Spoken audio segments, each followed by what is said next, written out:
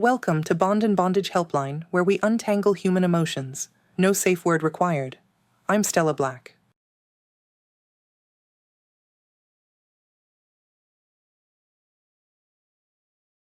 Be honest.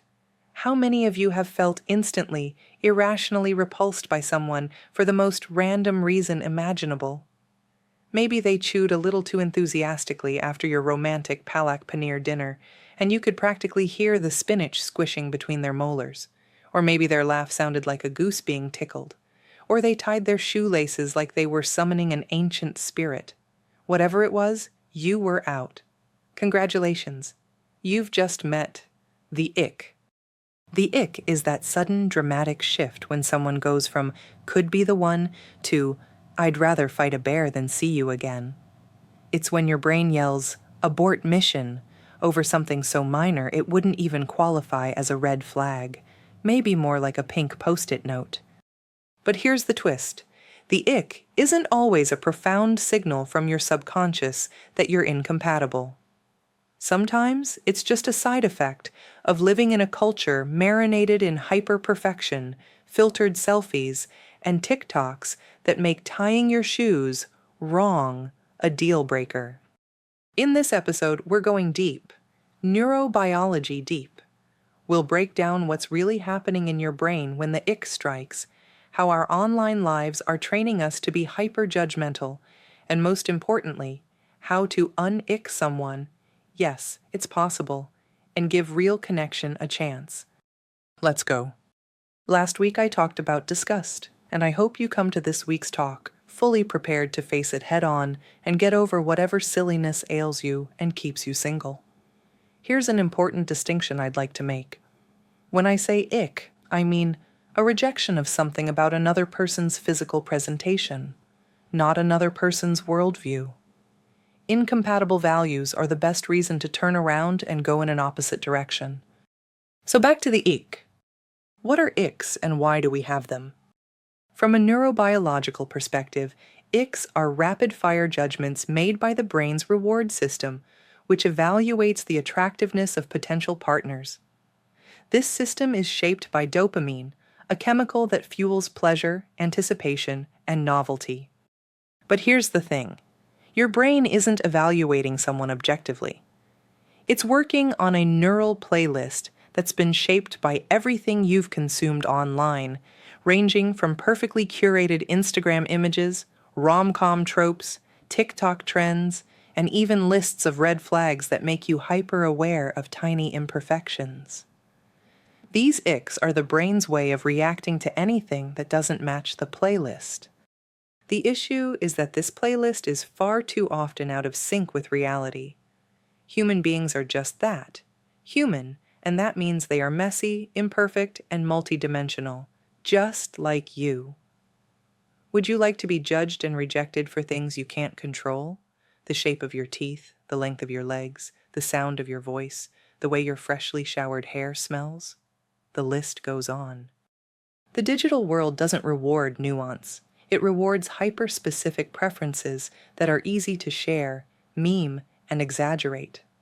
The digital world warps you into a person on an imaginary mountaintop with air so rare that no one can survive. How being online amplifies the problem. At the risk of sounding old and outdated, I insist that being online is the root of most social ills when it comes to interpersonal relationships. Algorithms create echo chambers, and before you know it, you're alienated from the real world and full of certainty that you and the likes of you hold the truth. So what are the reasons why being online creates the very problems you are trying to solve? Reason number 1, hyper-novelty overload. Social media platforms are designed with algorithms that prioritize constant novelty, showing you a virtually endless array of profiles, photos, and curated lives. Your brain becomes conditioned to expect constant stimulation and novelty. Your brain loves novelty. Like, really loves it. From a neurobiological perspective, every time you see something new, ding, your brain hits you with a dopamine snack. Feels great, right? Until it doesn't. Because over time, your brain starts chasing novelty itself like a raccoon with a gambling problem. Enter the paradox of choice. The more options you have, the less satisfied you are with any of them. Your date might be lovely, but, gasp, he wears toe socks. Next, you start treating potential partners like expired coupons. Toss and move on. And let's be real. The idea that there's an infinite pool of better people just waiting out there? That's a delusion wrapped in Wi-Fi. Living things are limited. Yes, even Hinge matches. The result? You stop seeing people as rich, complex weirdos, which we all are, and start seeing them as swipeable profiles. One off trait, awkward laugh, weird sneeze, loves raisins, and you're gone.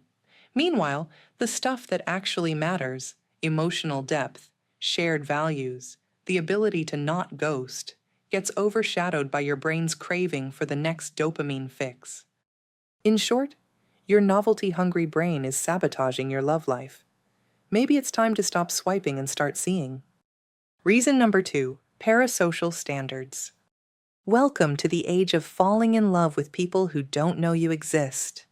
Whether it's influencers, celebrities, or that brooding vampire from a show you binge-watched 3 times, congrats, you're in a parasocial relationship.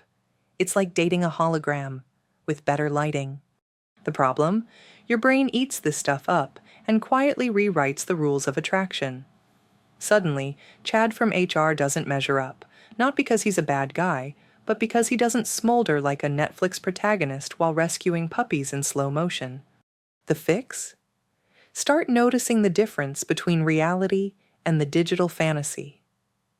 Your soulmate probably won't have a six-pack, a lighting crew, or a sponsorship deal. But they might listen, show up, and have spinach in their teeth, and honestly, that's way sexier. Reason number 3, loss of empathy. The internet has connected us more than ever, and yet somehow made us care way less. Welcome to the empathy drain, where people start to feel less like fellow humans and more like content to consume, judge, or swipe past. Empathy is like a muscle, and if all you do is scroll past real complexity, that muscle gets flabby. You don't want to be flabby, do you? So if your relationships feel a little empty, maybe it's time to stop viewing people as apps, episodes, or avatars, and start seeing the messy, flawed, beautiful humans underneath. When you label someone as an ick because of a small, often inconsequential trait or behavior, you're doing more than just expressing a personal preference. You're invalidating their authentic self. That person, like you, has spent their entire life growing into who they are, shaped by experiences, genetics, culture, and countless other factors. By reducing them to a single undesirable feature, you are effectively saying that their true self isn't good enough to exist in your reality. So now that we've understood and accepted that the ick is not your friend, how do we fight it? I got you. Here is a comprehensive guide to overcoming the icks. It involves several steps. Step 1. Challenge the thought. Limit the online time. Empathy, that metaphorical emotional muscle, is flabby in most of us. So how can we humanize others through empathy? Step 1. Train yourself to stay present and engaged during conversations. Empathy-centered journaling is really great when you journal about yourself and others. This practice deepens your understanding of others and helps you view them with greater compassion. Work on self-empathy to build external empathy. Practice self-compassion by reflecting on your own imperfections and how they've shaped you. Rebuilding empathy requires consistent practice and intentional shifts in perspective. By staying present, imagining yourself in someone else's shoes, and engaging in exercises that foster understanding, you can reconnect with the humanity in others and build deeper, more meaningful relationships. Acknowledging and addressing how icks deny others their right to exist authentically is a vital step in fostering real connections. We all want to be loved and accepted as we are, By extending empathy and understanding, you not only give others the space to be themselves, but also create opportunities for deeper, more fulfilling relationships. Remember, the quirks and imperfections that seem like flaws at first glance often turn out to be the very things that make someone irreplaceably human and profoundly lovable. The culture of icks is a reflection of the digital age, but it doesn't have to control your relationships. By rewiring your brain to value authenticity over perfection, you can open yourself to deeper, more meaningful connections. Remember, love isn't about finding someone who perfectly fits your ideal. Ideals and perfection don't exist in real life. Learn to accept and love someone's realness, quirks and all, just as you want them to love yours. That's enough for now. Your scars might be on the inside, but scar patches come in all shapes and sizes. Find your patch and protect them with your life. See you next week.